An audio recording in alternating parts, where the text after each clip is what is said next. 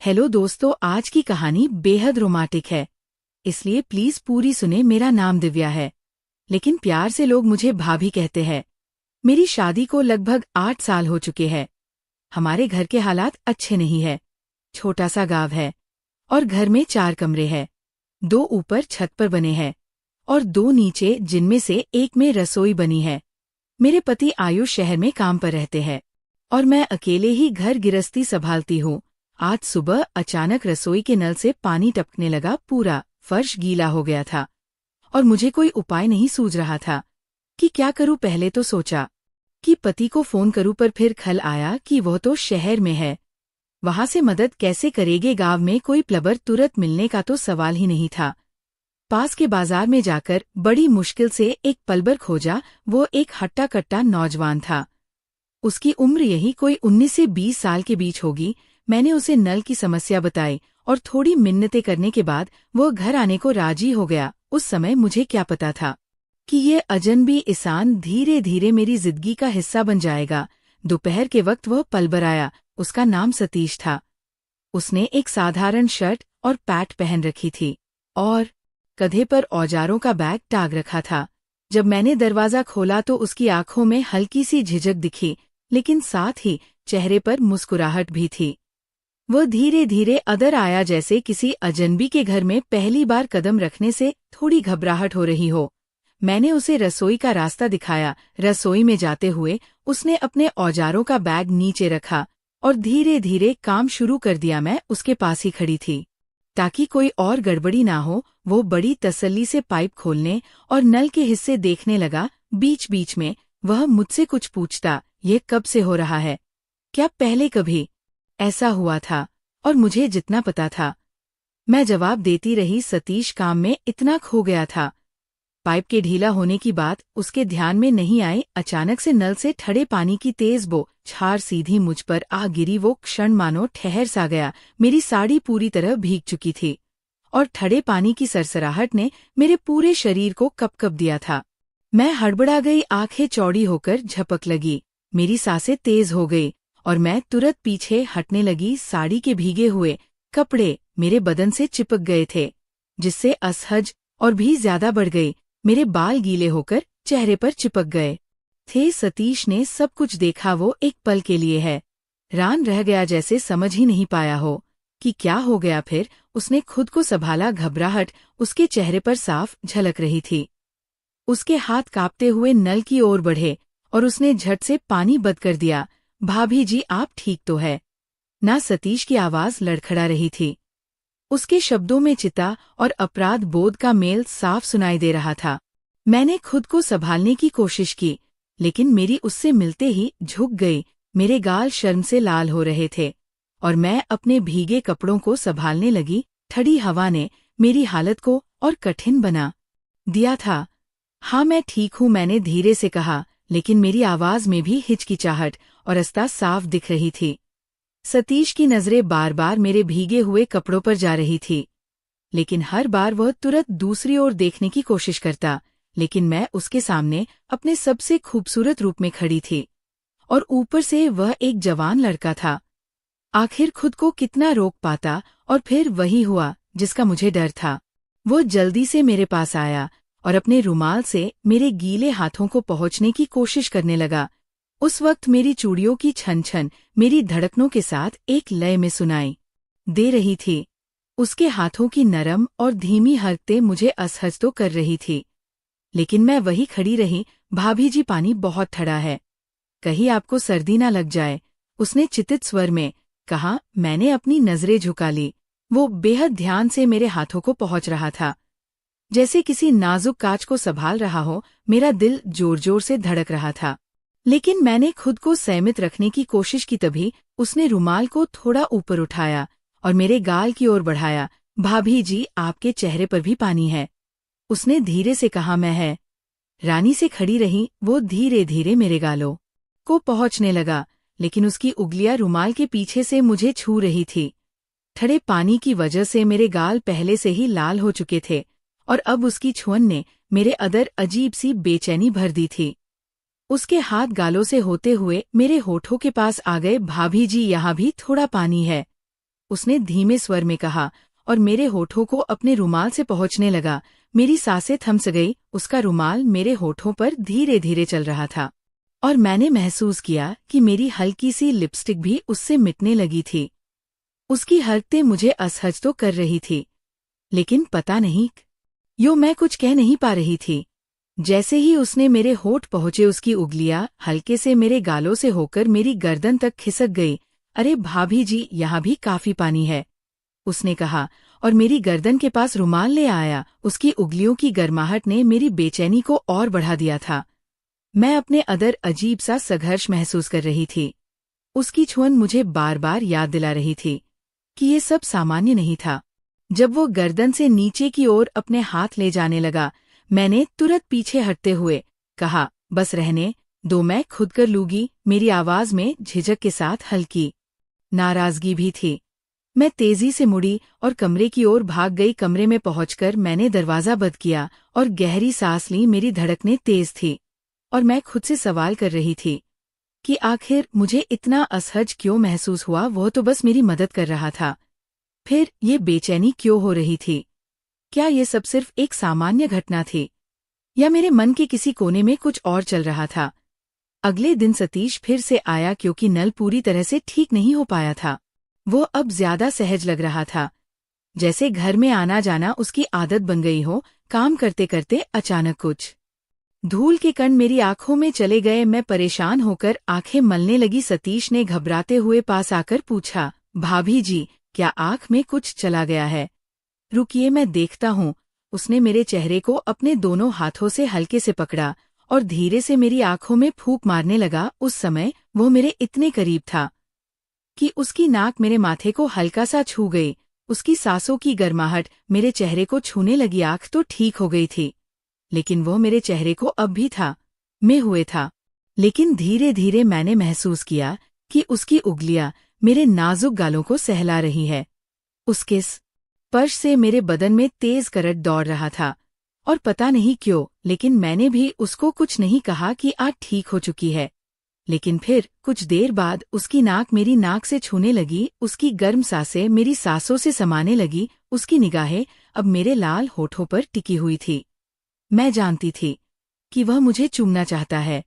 मैं पीछे हटना चाहती थी, लेकिन सतीश की चिता भरी आंखों ने मुझे कुछ पलों के लिए रोक दिया। उसकी आंखों में कुछ था, एक बेचैन चाहत जो उसने मुझसे बिना कहे जाहिर कर दी। तभी मुझे अपनी सीमाएं याद आने लगी, और मुझे डर था कि कहीं पिछली बार की तरह वो खुद पर से काबू ना खोद और ये चुभन ना हो जाए।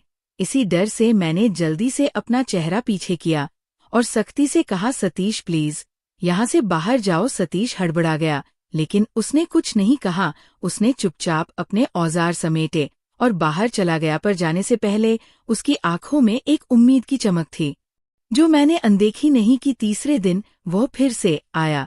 इस बार मैंने सोचा कि अब बस नल जल्दी से ठीक हो जाए, ताकि उसका आना जाना बंद हो सके। उसने धीरे धीरे काम शुरू किया, और मैं कुछ दूरी पर खड़ी होकर उसे देखती रही। काम करते करते अचानक उसने मेरी तरफ देखा और कहा, आपके चेहरे पर बहुत तनाव है। भाभी जी, सब ठीक तो है ना? मुझे पता नहीं क्यों, लेकिन उसकी इस बात ने मुझे अंदर से हिलाकर रख दिया था। एक अजनबी जो बस मेरे घर में नल ठीक करने आया था, वह मेरी जिंदगी की उलझनों को समझने की कोशिश कर रहा था।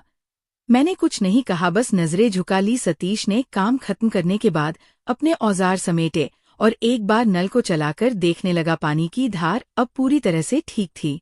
उसने सर उठाकर मेरी तरफ देखा और मुस्कुराते हुए कहने लगा, लीजिए भाभी जी गया, अब ये नल आपको कभी परेशान नहीं करेगा। मैंने हल्की मुस्कान के साथ उसे धन्यवाद कहा, पर सतीश वहां से हटने के बजाय अपने औजारों को समेट हुए धीरे धीरे मेरी ओर बढ़ा। मैंने महसूस किया कि उसका रवैया सामान्य से थोड़ा अलग था।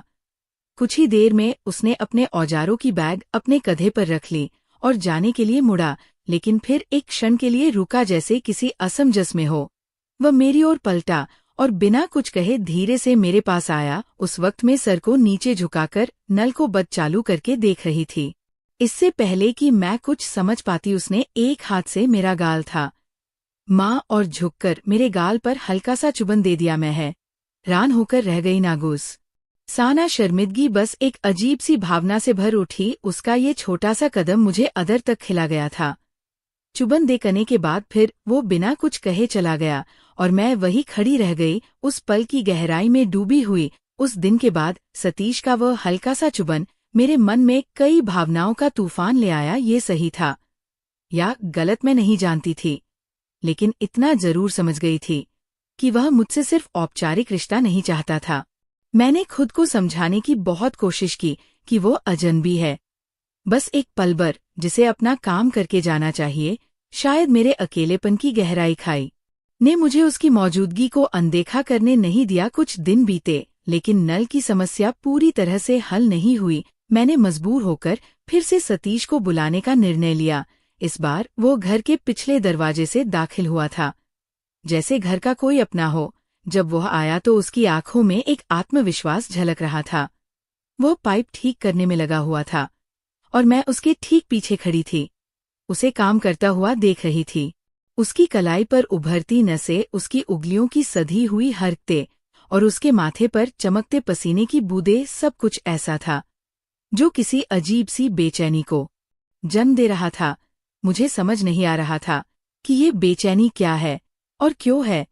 शायद यह बस मेरा भ्रम था, या शायद मेरे मन के किसी कोने में छिपी कोई अनकही भावना। मैंने अपने ख्यालों को झटका और सोचा, क्यों ना जब वो काम कर रहा है मैं उसके लिए चाय बना लूं। मैंने धीमे कदमों से गैस स्टोव की तरफ बढ़ा दिए, चाय का पतीला चढ़ाया। पानी उबलने की आवाज के साथ मैं खुद को शांत करने की कोशिश कर रही थी। हर चीज सामान्य दिखने की कोशिश कर रही थी, लेकिन मेरे अदर उठते सवाल मुझे चैन नहीं लेने दे रहे थे। तभी मैंने महसूस किया कि वह अब मेरे पीछे खड़ा है। गैस की गर्माहट के साथ साथ मैंने उसकी मौजूदगी की गर्मी को भी महसूस किया। क्या कुछ चाहिए तुम्हें? मैंने खुद को स्थिर रखते हुए पूछा, बिना उसकी तरफ देखे। तभी उसने अचानक बिना कुछ कहे मुझे पीछे से कसकर पकड़ लिया। उसकी मजबूत बाहें मेरे चारों ओर कस गई। मैंने महसूस किया कि उसकी पकड़ में सिर्फ ताकत नहीं थी, बल्कि एक अनचाहा दर्द, एक दबी हुई पुकार भी थी। उसकी गर्माहट मेरी पीठ तक उतर आई। तुम ये क्या कर रहे हो सतीश? छोड़ो मुझे। मेरी आवाज कांप रही थी और मेरे दिल की धड़कन जैसे मेरे कानों में गूंज रही थी, लेकिन उसने कुछ नहीं कहा। देखो मुझे छोड़ दो, तुम ये जो कर रहे हो वो सही नहीं है, प्लीज मुझे छोड़ दो, मैंने लगभग फुसफुस हुई आवाज में कहा। लेकिन वो नहीं माना, बस मुझे था मैं रहा मानो जैसे कि मैं कोई फूल हूँ जिसकी खुशबू से उसको नया जीवन मिल रहा हो। आखिरकार मैंने अपनी पूरी ताकत जुटाई और उसको जोर से धक्का देकर दूर किया और फिर पीछे मुड़कर गुस्से में उसके गाल पर एक जोरदार थप्पड़ जड़ दिया। सतीश चुपचाप खड़ा रहा, आंखों में ना कोई शर्मिंदगी और ना ही कोई और पछतावा, बस एक गहरी चाहत, जैसे वह मुझे समझ रहा हो। मुझे माफ कर दो भाभी जी, मैं खुद को रोक नहीं पाया। वो बुरी तरह से लड़खड़ा गया, लेकिन मैं चुपचाप रसोई से बाहर निकल गई। उस थप्पड़ के बाद मेरे मन में उसके लिए गुस्से से ज्यादा कुछ और ही उमड़ रहा था। शायद वो अपनापन जिसकी मुझे बरसों से कमी महसूस हो रही थी, एक ऐसा भाव जिसे मैं बरसों से भूल चुकी थी। उसकी बाहों की वह मजबूती जो सिर्फ कुछ सेकंड के लिए थी, मुझे महसूस करवा गई कि मुझे संभालने वाला कोई नहीं था। अगले दिन बारिश हो रही थी और पूरा गांव कीचड़ से भरा हुआ था। नल फिर से टपकने लगा था और मैं बेबस होकर सतीश को फोन करने पर मजबूर हो गई। उसने बिना किसी हिचकिचाहट के आने का वादा किया। थोड़ी देर बाद सतीश घर आया। वो सिर से पैर तक भीग चुका था। उसने अपनी गीली शर्ट को निकाल दिया और फिर से काम में जुट गया। मैं एक कोने में खड़ी उसे देखती रही। उसकी हर हरकत, उसकी संजीदगी। इस बार न जाने क्यों मैं उसे अपने जीवन में अजनबी नहीं बल्कि एक सहारा महसूस कर रही थी। काम करते करते अचानक से नल का पानी तेजी से फूट पड़ा और उस झोंके में मैं पूरी तरह से भीग गई। मेरी साड़ी पानी से लथपथ हो गई थी और मैं खुद को संभालने की कोशिश कर रही थी। सतीश ने तुरंत पास आकर मेरी मदद की। उसने मेरे कंधे पर हाथ रखा और धीरे से कहा, चलिए बदल लीजिए, आपको ठंड लग जाएगी। मैं कुछ नहीं कह पाई। उसकी आवाज में वही अपनापन था जिसकी मैंने बरसों से तलाश की थी। मैं कमरे में गई, अपनी साड़ी बदलकर लौटी और देखा कि सतीश अब भी वही खड़ा था, जैसे मेरा इंतजार कर रहा हो। उसकी आंखों में वही पुरानी चाहत झलक रही थी। लेकिन आज ना जाने क्यों मैं उसे रोकने का मन नहीं बना पा रही थी। मैं चुपचाप किचन की दीवार से टेक लगाकर खड़ी हो गई। मेरी पलकों ने खुद को नीचे गिरा लिया, मानो जैसे मेरी झिझक को छुपाने का प्रयास कर रही हो। वह धीरे धीरे मेरे पास आया। उसकी चाल में एक झिझक थी, मानो वो हर कदम के साथ खुद को समझा रहा हो कि ये सही है। मैंने भी अपनी जगह से हटने की कोशिश नहीं की, क्योंकि दिल के किसी कोने में मैं खुद भी यही चाहती थी। वह मेरे बिल्कुल करीब आ गया। उसकी उंगलियां हल्के से मेरी ठोड़ी को छूकर ऊपर उठाने लगी। मेरी नजर उसकी नजरों से टकराई और हम दोनों जैसे एक गहरे समुद्र में डूब गए। उसकी आंखों में मैंने एक अनकहा डर देखा, वह डर जो शायद इस बात का था कि कहीं मैं उसे ठुकरा ना दूं। मेरे दिल ने चाहा कि मैं उसे इस डर से आजाद कर दूं, और उसी पल मैंने अपने होठों पर हल्के से अपनी जीभ फिरा। ये इशारा था, एक सहमति जो बिना शब्दों के उसे समझा सके कि मैं तैयार हूं। जैसे ही उसने मुझे ऐसा करते देखा, उसकी आंखों में चमक आ गई। वह थोड़ा और करीब आया। उसने अपनी पलकों को हल्के से झुका लिया और उसके होठ मेरे होठों की ओर बढ़ने लगे। हमारी नाक एक दूसरे से सट चुकी थी। उसकी गर्म सांसें मेरी सांसों में घुल रही थी। उस करीबियों में मानो जैसे वक्त थम स गया हो।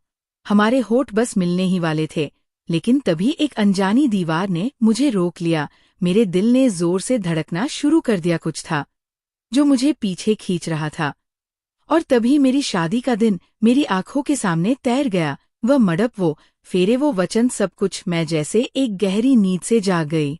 मैंने तुरंत अपने हाथ को उसके होठों पर रख दिया। बस 1 मिनट के लिए रुक जाओ सतीश, मैंने धीमे शब्दों में कहा। वह चौंक गया। उसकी आंखों में मैंने वह दर्द देखा जो शायद उस इंसान की आंखों में होता है जिसका सबसे बड़ा सपना उसके सामने ही टूट रहा हो। मैंने खुद को उससे दूर किया और किचन के बेसन के पास खड़ी हो गई। मेरी सांसें तेज चल रही थी और दिल किसी जग के मैदान में बेलगाम घोड़े की तरह रहा था। मैंने अपने गले में पड़े मंगलसूत्र को धीरे धीरे उतारा। वो धागा जो मुझे उस रिश्ते में बांध रहा था, जो अब शायद सिर्फ नाम का रह गया था। मैंने उसे अपनी मुट्ठी में दबाया और धीरे से बेसन में गिरा दिया। उसकी आवाज मेरे दिल पर एक हल्की चोट की तरह गूंजी। फिर मैंने अपने बालों को खोल दिया। मेरे लंबे बाल मेरी पीठ और कंधे पर बिखर गए। फिर मैंने अपनी साड़ी का पल्लू ढीला किया। पल्लू फिसलकर जमीन पर गया। उसी के साथ ही मेरी सारी बेड़ियां जो मुझे अब तक जकड़े हुए थी, अब धीरे धीरे टूट रही थी। पल्लू गिरते ही मैंने खुद को काफी हल्का महसूस किया। मैंने उसको देखा, वो अब भी वहीं पर खड़ा था, बिल्कुल है रान सा। मैं उसके पास गई और उसके चेहरे को अपने हाथों में था। माँ, उसकी आंखों में अब भी वह झिझक थी, लेकिन इस बार मैंने उसे जवाब नहीं दिया। हमारी नाक फिर से सट गई, हमारी सांसें एक बार फिर से घलगी और इस बार मैंने खुद अपने होठ उसके होठों पर रख दिए। यह पल किसी चमत्कार से कम नहीं था। उसके होठों का स्पर्श ऐसा लगा मानो जैसे मैंने पहली बार किसी से खुद को साझा किया हो। पहले कभी किसी अजनबी ने मुझे इस तरह से नहीं छुआ था। मेरा दिल जानता था कि मेरे होठों पर सिर्फ आयुष का हक था, लेकिन शायद किस्मत ने मेरे लिए कुछ और ही लिख रखा था। ये चुभन कोई जबरदस्ती नहीं थी, ये किसी लालच का हिस्सा नहीं था। ये बस एक पल था, एक ऐसा पल जहां 2 टूटी हुई रूहें एक दूसरे का सहारा बन रही थी। मैंने अपनी जिंदगी में पहली बार ऐसा महसूस किया जैसे कि मैं पूरी हो चुकी हूं, और उस पल मुझे पहली बार लगा कि मैं सच में जिंदा हूं। उस दिन सतीश ने मुझे पूरी तरह संतुष्ट कर दिया था, जो शायद मेरा पति मुझे कभी नहीं कर पाया था। मैंने भी उसका पूरी तरह से साथ दिया था और आज मैं अपनी जिंदगी में बहुत खुश हूं। तो दोस्तों, ये थी आज की कहानी। आपकी क्या राय है इस कहानी पर? हमें कमेंट में जरूर बताएं। वीडियो अच्छी लगे तो लाइक करें, शेयर करें, सब्सक्राइब करें। धन्यवाद। दोस्तों, एक अमीर घर की महिला जाती है मार्केट सब्जी खरीदने के लिए। वहां जाने के बाद वो महिला एक ठेले वाले के पास जाती है जो कि ठेले पर सब्जी बेच रहा था। दोस्तों, अब वहां जाकर वो महिला देखती है कि उस ठेले वाले के पास फ्रेश बैंगन है। अब वो महिला बैंगन देखकर एकदम से खुश हो जाती है और उस सब्जी वाले से कहती है कि भाई साहब, बैंगन का रेट क्या है? अब जो सब्जी वाला था रेट बताता है, जो महिला थी खुशी खुशी 2 किलो बैगन खरीदती है और फिर खरीद कर अपने घर चली जाती है। तो दोस्तों आइए जानते हैं पूरी कहानी इस वीडियो में कि आखिर वो महिला उस बैगन का करती क्या है। आज की कहानी बहुत ही इंटरेस्टिंग है। दोस्तों ये कहानी हमारे एक सब्सक्राइबर ने भेजी है। इस कहानी का उद्देश्य बस आप लोगों को जागरूक करना है। आइए जानते हैं पूरी कहानी इस वीडियो में। दोस्तों एक शहर में एक बिमलेश नाम की औरत रहा करती थी। उसके परिवार में उसके अलावा उसके पति और उसका 7 साल का एक बेटा था। दोस्तों जो बिमलेश थी देखने में बेहद खूबसूरत और जवान थी। 34 साल की उम्र में भी वो बिल्कुल 18 साल की जवान लड़कियों की तरह दिखती थी, एकदम कुंवारी लड़कियों की तरह। दोस्तों जो बिमलेश के पति थे उनकी उम्र 60 साल की थी, जबकि उसकी बीवी की उम्र 34 साल की थी। दोनों की उम्र में काफी फासला था। दोस्तों बिमलेश अपने पति की दूसरी बीवी थी। बिमलेश के पति की जो पहली बीवी थी वो किसी बीमारी की वजह से उसकी मौत हो गई थी और बीवी की मौत के बाद बिमलेश के पति बिमलेश से शादी करते हैं।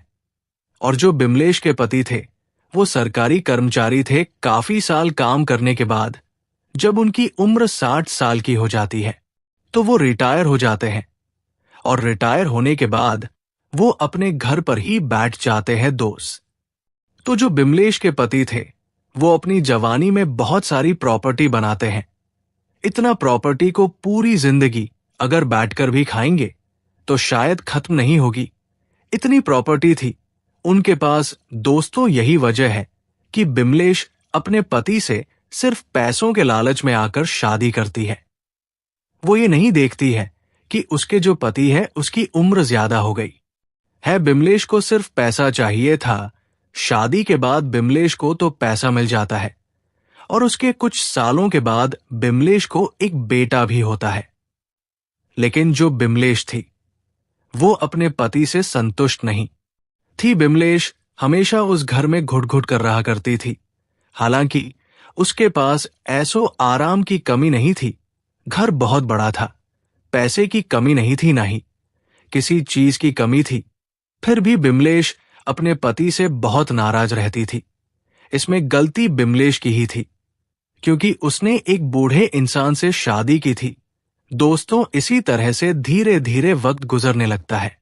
बिमलेश अपने पति का ख्याल भी नहीं रखती थी, ना ही उसे किसी चीज के लिए पूछा करती थी। लेकिन दोस्तों जो बिमलेश के पति थे उसको अपनी बीवी से कोई ऐतराज नहीं था। बिमलेश के पति अपने बेटे के साथ बहुत खुश थे और अपने घर पर ही रहा करते थे। दोस्तों इसी तरह से धीरे धीरे जैसे तैसे करके बिमलेश अपनी जिंदगी उस घर में काट रही थी। बिमलेश को एक नए मर्द की तलाश थी लेकिन उसे मिल नहीं रहा था। दोस्तों इसी तरह से काफी वक्त गुजर जाता है। अब काफी वक्त गुजरने के बाद एक दिन बिमलेश छत पे कपड़ा सुखा रही थी। लगभग सुबह के 12 बज रहे थे। दोस्तों उसी दौरान बिमलेश के घर के ही बगल में एक ठेले वाला था जो कि ठेले पर सब्जी बेचा करता था। वो लड़का बिल्कुल जवान था। उसकी उम्र लगभग 25 से 26 साल की थी और देखने में काफी हट्टा खाटा हैंडसम था। दोस्तों वो लड़का चला जाता है सविता के घर के बगल में और उसके दीवार के कोने में खड़ा हो जाता है और वहीं पर बाथरूम करने लगता है। दोस्तों अब उसी दौरान सविता की नजर पड़ जाती है उस लड़के पर और उसी दौरान बिमलेश को कुछ ऐसी चीजें दिखती है जिसे देखने के बाद बिमलेश एकदम से वहीं पर मचल जाती है। दोस्तों मैं क्या कहना चाह रही हूं आप बेहतर समझ सकते हैं। दोस्तों अब उसी दिन से ना उस लड़के की दीवानी हो जाती है। अब उसी वक्त से बिमलेश उस लड़के को छत पर चढ़ के बार बार घूर रही थी क्योंकि बिमलेश के छत से उस लड़के का दुकान बिल्कुल साफ नजर आ रहा था।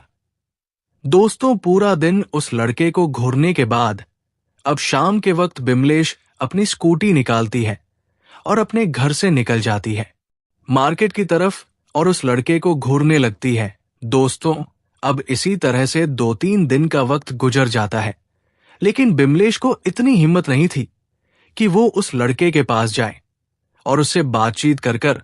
दोस्तों, इसी तरह से एक दिन बिमलेश निकलती है अपने घर से दर्जी की दुकान जाने के लिए। दरअसल उसको एक ड्रेस सिलवाना था और वही ड्रेस लेकर जा रही थी। दर्जी की दुकान पर जाती है और उधर से आते वक्त बिमलेश जानबूझकर अपनी स्कूटी से उस ठेले वाले के ठेले पर मार देती है। दोस्तों, उस सब्जी वाले का सारा सामान नीचे गिर जाता है। ठेले से सारा सब्जी नीचे गिर जाता है और बिखर जाता है। दोस्तों, अब उसी वक्त बिमलेश अपनी गाड़ी वहीं पर खड़ी करती है और सब्जी वाले की सहायता करती है। और उसी वक्त सविता कहती है कि मुझे माफ कर दीजिए, मुझसे गलती हो गई, मैंने जानबूझकर ये नहीं किया है। दोस्तों, अब जो सब्जी वाला था वो कहता है कि कुछ नहीं मैडम, आपने जानबूझकर नहीं किया है। अगर आप जानबूझकर करते तो भी मैं शायद आपको कुछ नहीं कहता, छोड़िए, हो गया आपसे गलती, इसमें क्या कर सकता हूं। आपको सॉरी कहने की कोई जरूरत नहीं है। दोस्तों, जब सविता देखती है कि वो लड़का इस तरह से बातें कर रहा है तो उसके बाद से और भी बिमलेश उस लड़के की दीवानी हो जाती है। बिमलेश अपने घर चल जाती है। घर जाने के बाद अब उस लड़की के ही ख्याल में खो जाती है। दोस्तों, दरअसल वो जो लड़का था सब्जी बेचने वाला, उसका नाम रिंकू था। रिंकू गांव से आया था शहर सब्जी बेचने के लिए। रिंकू के परिवार में उसके बूढ़े माता पिता थे। रिंकू अपने माँ बाप का इकलौता बेटा था और वो शहर आके अच्छा खासा सब्जी बेचकर इनकम कर लेता था, जिसकी वजह से उसका परिवार चला करता था। हर महीने वह अच्छी खासी रकम अपने माँ बाप को भेजा करता था और उसी से उसका घर चल रहा था। रिंकू बहुत ही समझदार और सुलझा हुआ लड़का था। उसको सिर्फ अपने काम से मतलब था, इधर उधर की बातों से इधर उधर में उसे कुछ ज्यादा इंटरेस्ट भी नहीं था। दोस्तों, अब इसी तरह से धीरे धीरे अगला दिन निकल आता है। जब अगला दिन निकलता है तो अगले दिन शाम के वक्त जो बिमलेश थी वो एक बैग लेती है और चली जाती है मार्केट सब्जी खरीदने के लिए। सब्जी खरीदने के दौरान सविता की नजर उसी लड़के पर पड़ जाती है और जब उसके ठेले पर देखती है तो वहां पर ताजा ताजा और फ्रेश बैंगन रखा हुआ था। दोस्तों, अब जो बिमलेश थी उसी लड़के की दुकान पर चली जाती है और वहां जाकर वो बैंगन का भाव पूछती है। दोस्तों, जो लड़का था रिंकू वो सारा भाव बता देता है सब्जी का। उसके बाद जो बिमलेश थी वो कहती है कि ठीक है रिंकू, तुम 2 किलो बैंगन मेरे लिए पैक कर दो। अब जो रिंकू था 2 किलो बैंगन नापता है और पैक कर देता है। पैक करने के बाद अब जो बिमलेश थी पैसे देती है और खुशी खुशी अपने घर चली आती है। घर आने के बाद बिमलेश अपने पति से कहती है कि देखिए, मैंने आपके मनपसंद का सब्जी लाया है, जो कि बैंगन है, वो भी बहुत ताजा और फ्रेश माल है। दोस्तों, अब जो बिमलेश के पति थे वो भी बहुत खुश होते हैं और कहते हैं कि बेगम, तुम मेरे लिए बैंगन का अच्छे से सब्जी बना दो, मैं यही खाऊंगा। दोस्तों, अब जो बिमलेश थी किचन में जाती है, अपने पति के लिए खाना बनाती है और खाने में वही बैंगन का सब्जी बनाकर अपने पति को देती है। अब जो बिमलेश के पति थे वो खाकर बहुत खुश होते हैं। दोस्तों, अब इसी तरह से धीरे धीरे 2-3 दिन का वक्त और गुजर जाता है। अब लगातार बिमलेश उसकी दुकान में जाने लगी थी। अब एक दिन फिर से जाती है। जाने के बाद लगभग 15 से 20 मिनट तक बिमलेश उस लड़के से हंसी मजाक करती है और कुछ सब्जी खरीदती है और वहीं पर बिमलेश कहती है कि रिंकू, तुम अपना नंबर मुझे दे दो, कभी भी जरूरत पड़ेगी तो मैं तुम्हें कॉल करूंगी, तो तुम मेरे घर पे होम डिलीवरी कर देना। मेरा घर तो तुम देखे ही हो, ज्यादा दूर है भी नहीं। दोस्तों, अब जो रिंकू था वो कहता है कि ठीक है मैडम, आप अपना नंबर दे दीजिए। दोस्तों, अब जो बिमलेश थी अपना नंबर दे देती है और उसी दिन से अब सविता उस लड़के को टेक्स्ट मैसेज करना शुरू कर देती है और बहुत तरह से मैसेज करना शुरू कर देती है। अब आए दिन दोनों में मैसेज के जरिए बातचीत होने लगे थे। दोस्तों, अब जो ये बात करने का सिलसिला था लगभग 1 हफ्ते तक चलता ही रहता है। अब धीरे धीरे करके उन दोनों के बीच में नजदीकियां बढ़ती है और इतना ज्यादा बात होने लगता है उन दोनों में कि वह दोनों एक दूसरे से प्यार का इजहार भी कर देते हैं। दोस्तों, अब उन दोनों के बीच में ऑडियो कॉल वीडियो कॉल भी बातचीत होने लगी थी। और इतना ही नहीं, जो बिमलेश थी उस लड़के को यानी कि सब्जी वाले रिंकू को अपनी अश्लील अश्लील फोटो खींचकर भी भेजा करती थी। अब उन सब फोटो को देखकर जो रिंकू था वह भी अपने आप को रोक नहीं पा रहा था। दोस्तों, अब इस तरह से उन दोनों में बातचीत होते हुए लगभग 1 महीने का वक्त गुजर जाता है। दोनों 1 महीने से लैला मजनू की तरह एक दूसरे से कॉल पर लगे रहते थे, बात किया करते थे। अब जो बिमलेश के शौहर थे, बिमलेश के पति, वो भी देखकर दंग रह जाया करते थे कि आखिर उसकी बीवी बात किससे करती है। लेकिन जो बिमलेश के पति थे वो ज्यादा माइंड नहीं करते थे। दोस्तों, अब इसी बीच एक दिन बिमलेश अपने प्रेमी को कॉल करती है और कॉल करके कहती है कि मैं अब तुम्हारे बगैर ऐसे नहीं रह सकती, मैं तुमसे मिलना चाहती हूं। दोस्तों, अब जो सब्जी वाला था वो कहता है कि ऐसी बात है तो मैं आ जाता हूं, आपके घर वहीं मिलूंगा। लेकिन दोस्तों, जो बिमलेश थी वो मना कर देती है और कहती है कि तुम मेरे घर नहीं आ सकते, मेरे घर में मेरे पति हर वक्त रहते हैं, वो कहीं जाते नहीं है, उनका कोई काम अब नहीं है, ऐसे में हम यहां नहीं मिल सकते हैं। एक काम करती हूं, मैं तुमसे बाहर मिलूंगी। दोस्तों, अब जो सब्जी वाला था वो कहता है कि मैडम बाहर हम कहां मिलेंगे। तो बिमलेश कहती है कि मैं एक होटल बुक करती हूं, मैं तुम्हें लोकेशन और एड्रेस भेज दूंगी, तुम वहां पर पहुंच जाना। दोस्तों, अब अगले दिन के लिए बिमलेश एक होटल बुक करती है। सुबह सुबह लगभग 10 बजे के करीब बिमलेश अपने पति से कहती है कि मेरी मम्मी की तबीयत बहुत खराब हो गई है और मैं 2-3 घंटों के लिए अपने घर जा रही हूं, आप ख्याल रखिएगा अपना दोस्त। तो जो सविता के पति थे वो ज्यादा शक नहीं करते हैं, कहते हैं कि अगर तुम्हारी मम्मी की तबीयत खराब है तो तुम जा सकती हो। दोस्तों, अब जो बिमलेश थी स्कूटी निकालती है और चली जाती है। उसी होटल में पहुंचने के बाद अब अपने प्रेमी को फोन करती है। अब जो उसका प्रेमी था वो कहता है कि ठीक है मैडम, मैं आधे घंटे में आता हूं। अब जो सब्जी वाला था वो अपनी दुकान में एक स्टाफ को रख देता है और वो चला जाता है पहले मेडिकल स्टोर से वो एक शक्तिवर्धक गोली खरीदता है और वहीं पर खा लेता है। उस गोली को खाने के बाद अब वो लड़का भी चला जाता है उसी होटल में जाकर पहुंचता है, उसी कमरे में जाता है। अब कमरे में जाकर वो दोनों एक दूसरे के पास बैठते हैं और बातचीत करने लगते हैं। बातों ही बातों में वह दोनों एक दूसरे के बेहद करीब आ जाते हैं और एक दूसरे के साथ संबंध बना लेते हैं। लगभग 2 घंटे तक वो दोनों उसी कमरे में होते हैं। जब दोनों एक दूसरे से फ्री हो जाते हैं उसके बाद दोनों वहां से बाहर निकलते हैं और दोनों अपने अपने जगह पर चले जाते हैं। वो जो सब्जी वाला लड़का था अपनी दुकान पर चला जाता है और जो बिमलेश थी वो अपने घर चली जाती है। दोस्तों, उस दिन बिमलेश जब अपने प्रेमी से संबंध बनाती है उसके बाद बिमलेश उस लड़के को और भी टूटकर चाहने लगती है। अब सारा दिन सारी रात वो उसी के ख्यालों में खो जाती है, हर वक्त सिर्फ उसी के बारे में सोचने लगती है। दोस्तों, इसी तरह से धीरे धीरे लगभग 3-4 दिन का वक्त और गुजर जाता है। अब सविता के मन में ये ख्याल आने लगता है कि अब शायद वो शुभम के बगैर नहीं रह सकती है। दोस्तों, अब जो बिमलेश थी उसके मन में ये ख्याल आने लगता है कि अब वो रिंकू से शादी कर लेगी, क्योंकि उसके मन में यही ख्याल आ रहा था। वो अब उसके बगैर नहीं रहना चाहती थी। उसका जो शौहर था बिमलेश का पति उसे तो वो सुख नहीं दे पा रहा था जो कि रिंकू दे चुका था। अब यही सब सोचने लगती है, लेकिन दोस्तों उसके मन में और भी तरह तरह के ख्याल आ रहे थे।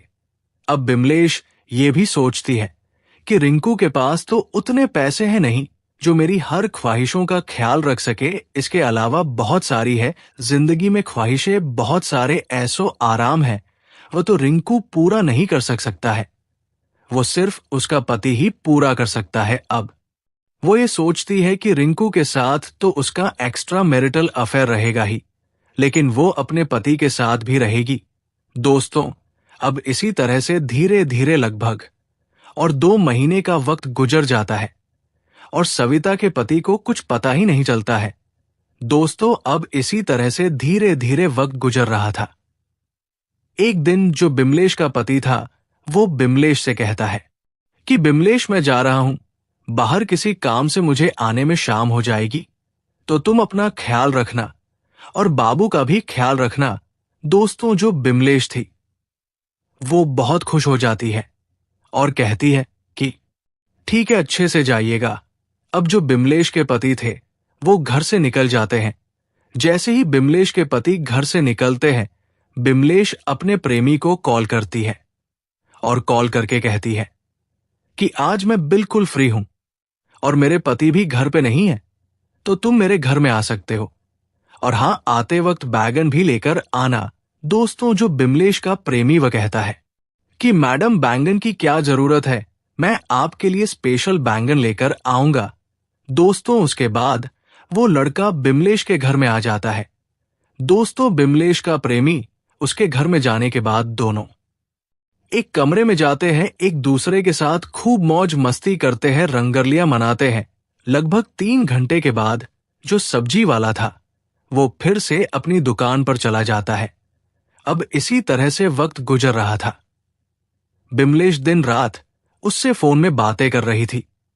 दोस्तों, अब कहीं ना कहीं बिमलेश के पति को शक होने लगता है। वो मन ही मन ये सोचने लगते हैं कि आखिर बिमलेश इतना बात किससे करती है।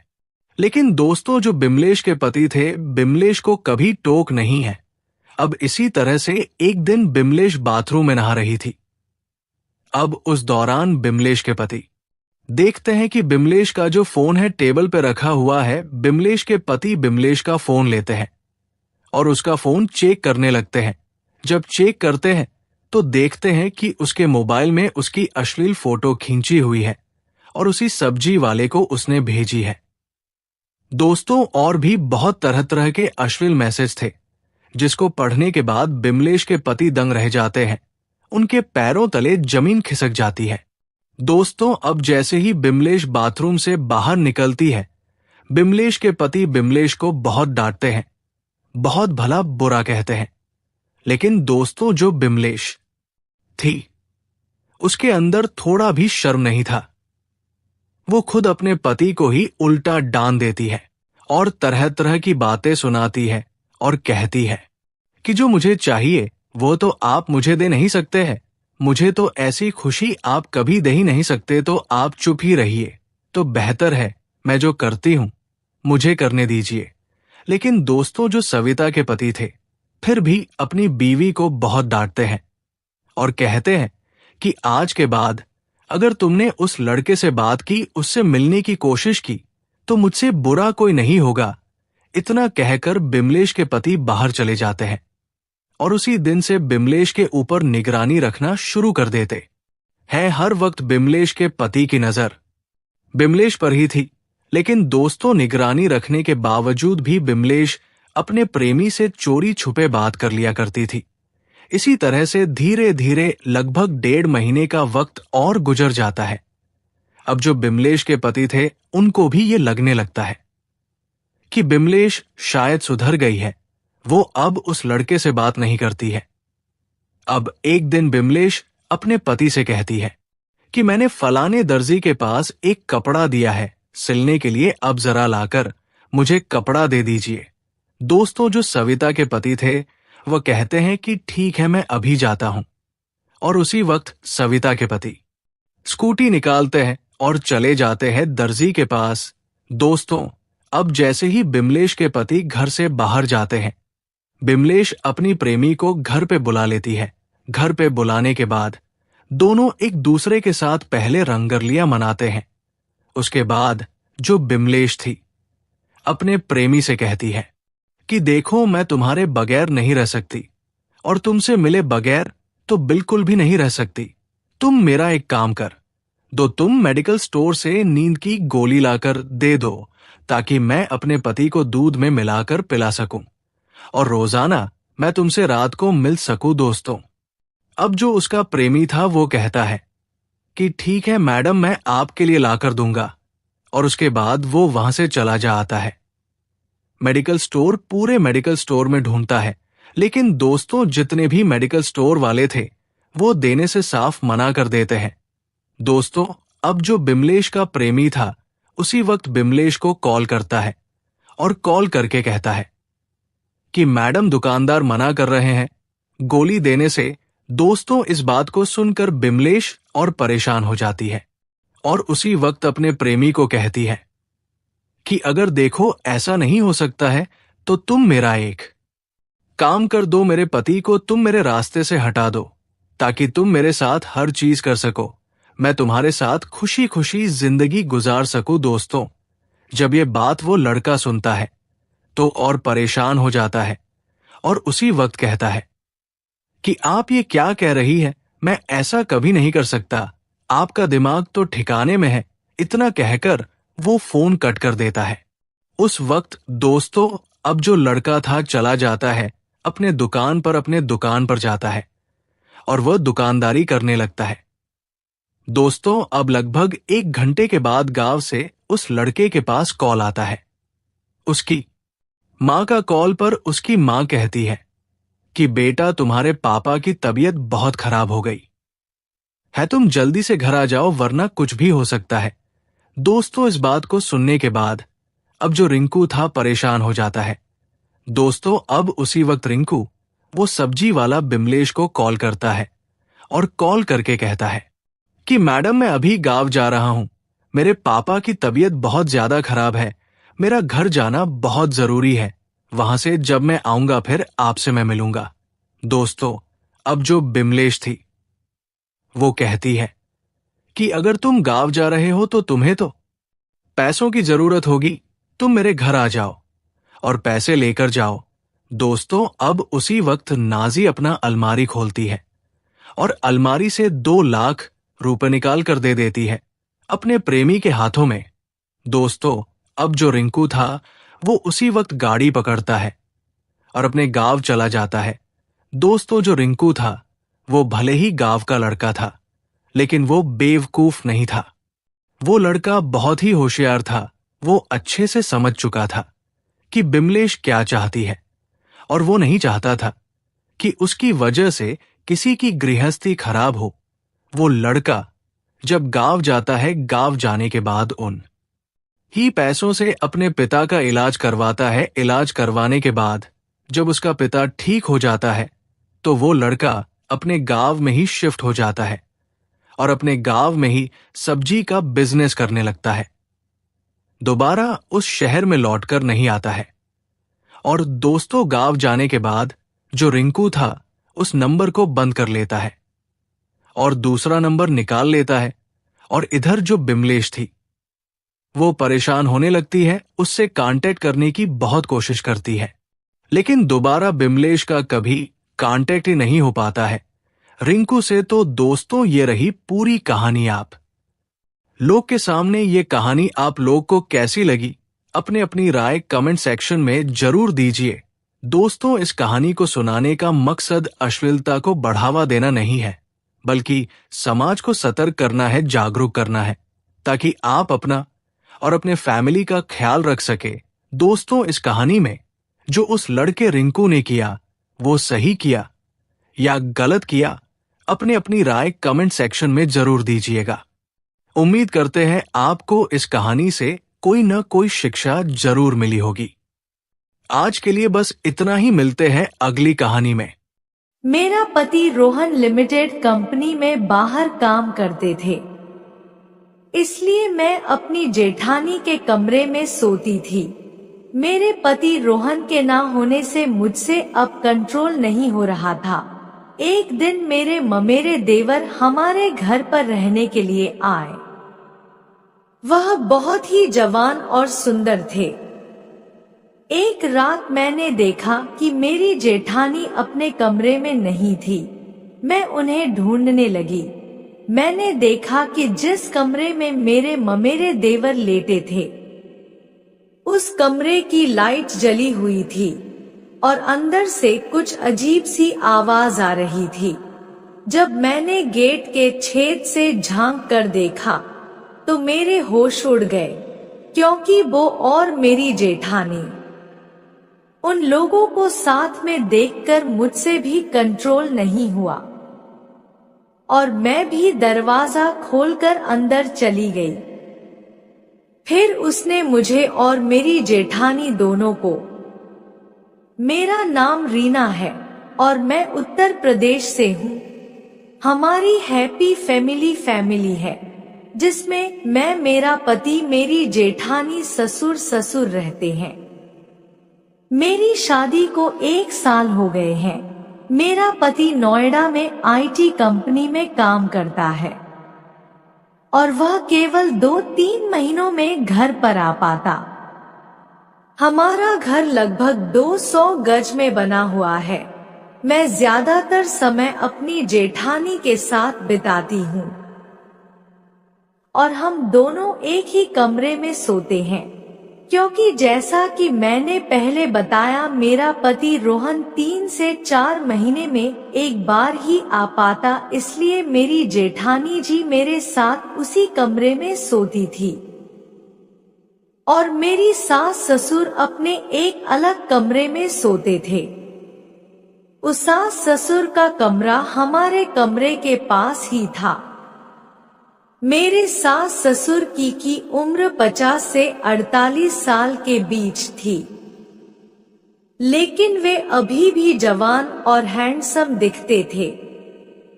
एक रात मैं पानी पीने के लिए उठी, तब रात के 1 बजे थे। मेरी जेठानी तो बहुत गहरी नींद में सोई हुई थी और उन्हें कुछ पता नहीं था। जैसे ही मैं पानी पी के उठी, मेरे सास ससुर के कमरे से अलग अलग तरह की आवाजें आ रही थी। जब मैंने ध्यान से सुना तो वह आवाजें थोड़ी अलग ही थी। मेरे सास ससुर के कमरे के दीवार में एक रोबा था। जब मैंने दीवार के रायबा से देखा तो उनके कमरे की हल्की लाइट जल रही थी। मैंने देखा कि मेरे सास ससुर एक दूसरे से इतनी रात को बातें कर रहे थे। मुझे थोड़ा अजीब महसूस हुआ। उस वक्त मुझे लगा कि किसी औरत के लिए पति की कमी क्या होती है। मैं पानी पीकर वापस गई और अपने कमरे में सोने के लिए चली गई। हम लोग जब सुबह ब्रेकफास्ट करने बैठे थे, तभी हमारे मैन डोर की घंटी बजी। मेरी जेठानी ने दरवाजा खोला तो 24 साल का लड़का हमारे गेट के सामने खड़ा था। मेरी जेठानी ने बताया कि यह हमारा ममेरा देवर है। यह एक कंपनी में जॉब करने आए थे और इसी की वजह से वह हमारे यहाँ रहने के लिए आए थे। हमारे पास वैसे भी एक कमरा खाली पड़ा है। मैंने सोचा वो उसी ने एडजस्ट हो जाएंगे तो मेरा भी भला हो जाएगा।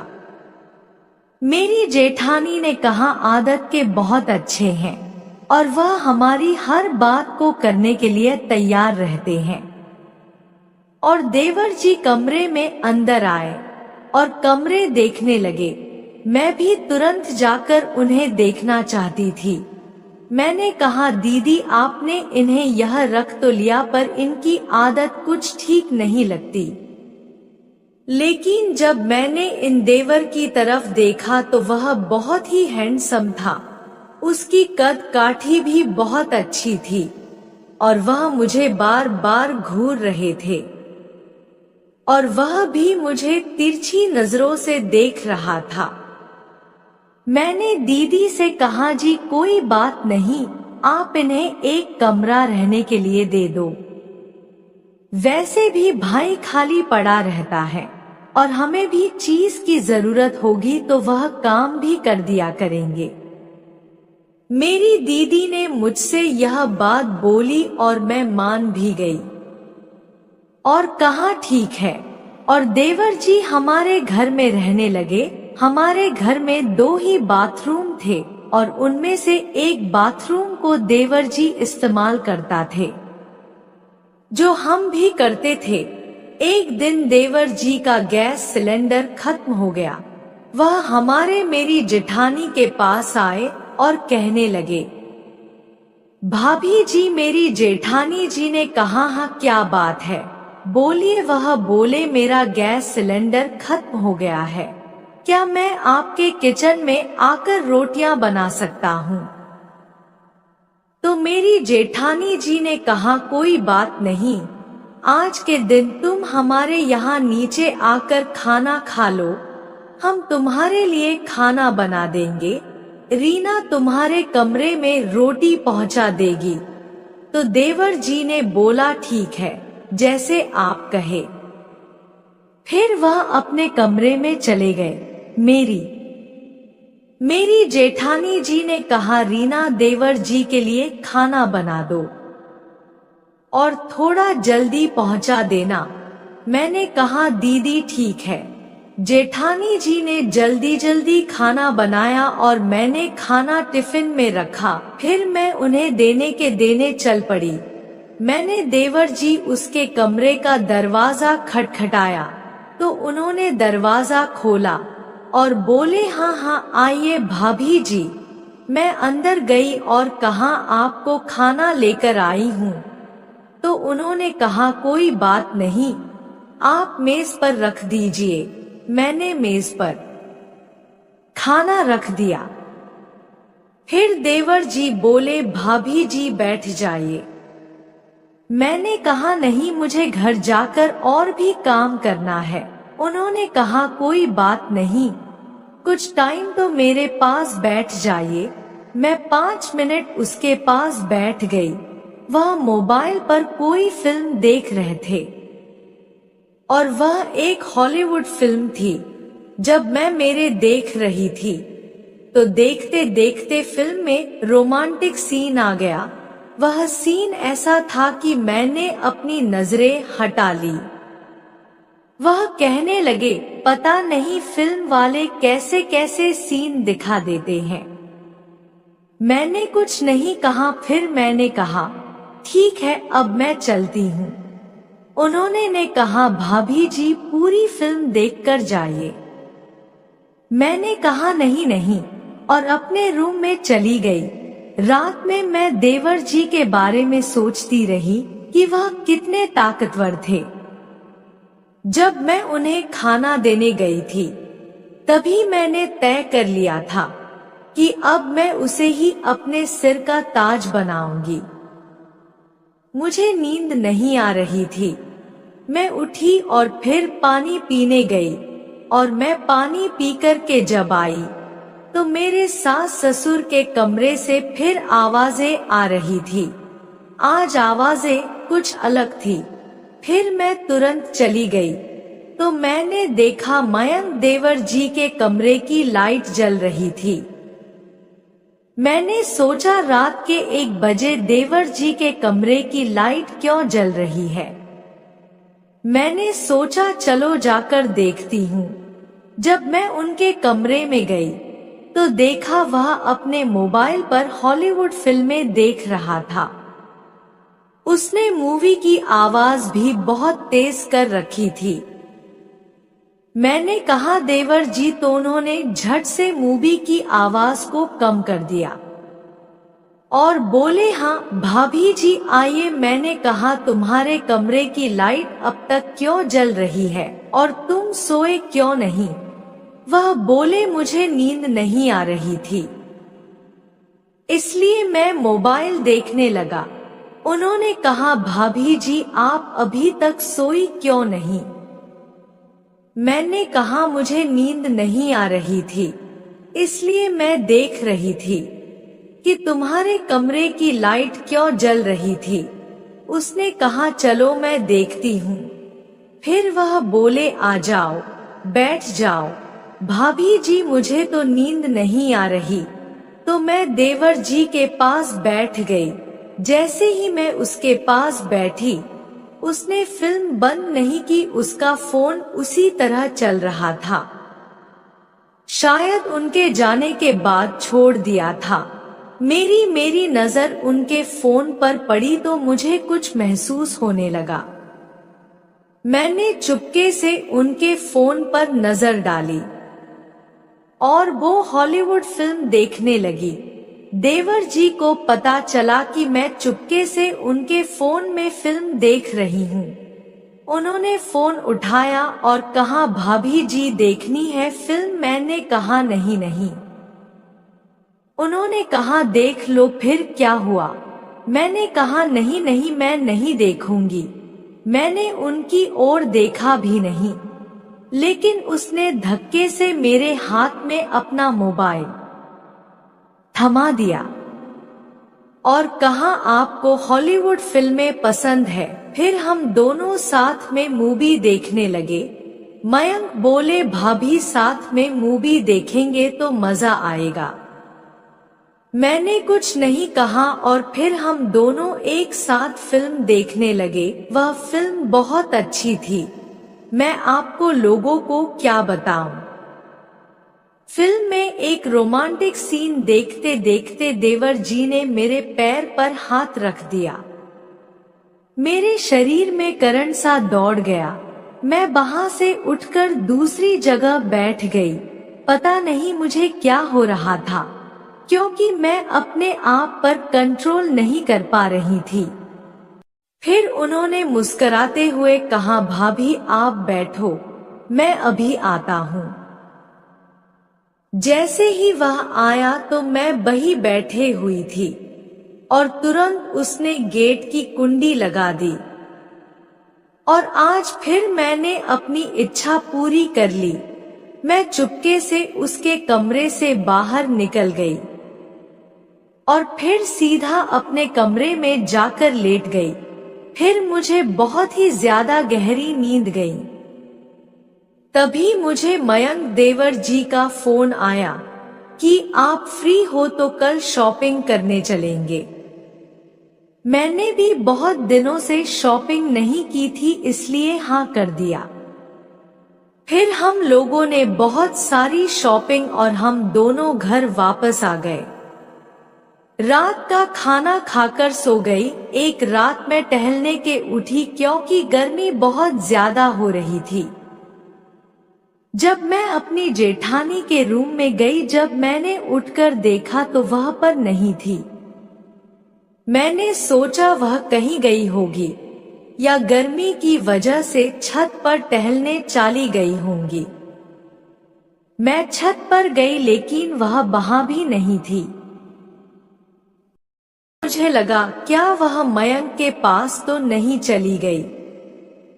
जब मैंने देखा तो वह मयंक देवर जी के कमरे में बैठी हुई थी, तो मैंने और तुरंत अपने कमरे में आ गई। मैं सोने का नाटक करने लगी। जब जेठानी जी कमरे में आई तो मैंने उससे पूछा, तुम कहाँ गई थी? वह बोली, मैं फ्रेश होने गई थी। मैंने कहा, मैंने तुम्हें मयंक देवर जी के रूम में देखा था। वह बोली, तुम भी मयंक से बात करती हो? तो मैं तो कुछ नहीं कहती। तो दोस्तों, यह थी आज की कहानी। अगर कहानी अच्छी लगी हो तो लाइक करके चैनल को सब्सक्राइब जरूर करें। मिलते हैं अगली वीडियो में, तब तक के लिए love you and take care.